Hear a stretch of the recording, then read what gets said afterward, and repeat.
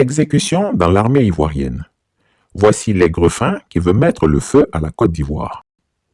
J'avais même indiqué qu'un espion du nom de Mamadou Diabaté, alias Blé-Goudé, était l'un des instigateurs de ces fausses dénonciations calomnieuses. Hélas, sans discernement, le régime en place a procédé à l'arrestation de 4 officiers, dont le capitaine Niamien Kwaku Armand et 16 soldats. En effet, taxé d'avoir été un intime du défunt colonel Ouattao et soupçonné d'être un leader, le régime n'a pas voulu lui laisser de chance.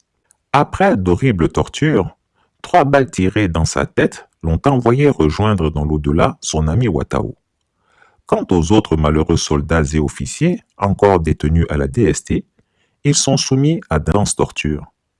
Tout ceci dans l'indifférence de tous les Ivoiriens. C'est bien notre division et notre indifférence qui permettent à cette dictature de continuer à éliminer nos enfants. Je vois certains dire que c'est bien fait et que c'est entre eux là-bas. Quelle insouciance! Détrompez-vous, car demain, ça sera votre tour. Personne n'échappera aux représailles de la dictature. Sachez-le, ça n'arrive pas qu'aux autres. Chacun y succombera tôt ou tard. La dictature n'épargne personne. Si le despote Alassane Ouattara peut faire ça à Makloklo, ce n'est pas Maklakla qui l'absoudra. D'ailleurs, au cours d'une réunion avec son cercle restreint, ce 11 avril 2024, le despote des Lagunes a déclaré qu'il a le soutien de la France pour la présidentielle de 2025. En effet, sans honte, le vieux Grigou se prévaut du soutien inconditionnel de la France qu'il qualifie d'inextrémiste. Il semblerait que face au changement de régime au Sénégal, Emmanuel Macron n'ait pas eu d'autres options que de le soutenir.